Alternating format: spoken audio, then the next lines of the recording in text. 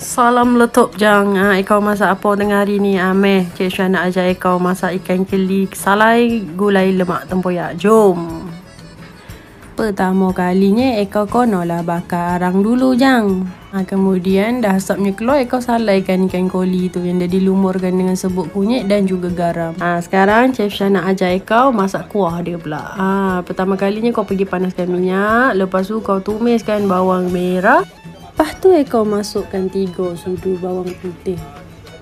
Kau tambah lagi 2 sudu halio. Dan juga semangkuk cili merah. Okey, kau gaul-gaul sekejap. Lepas tu kau jangan lupa kau tambahkan sorai dengan daun kunyit. Barulah gulai kau lagi wangi bau dia.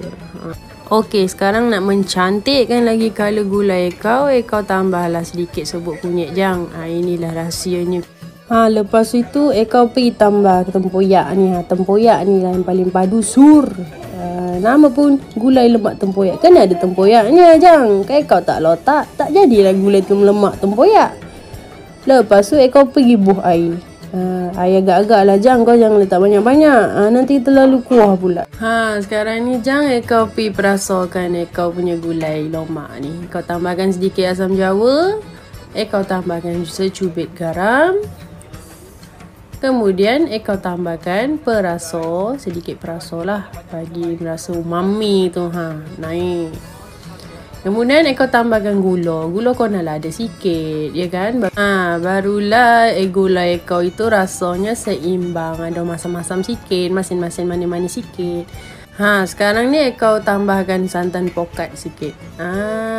Barulah gulai kau lemak berkrim, Mamma Mia.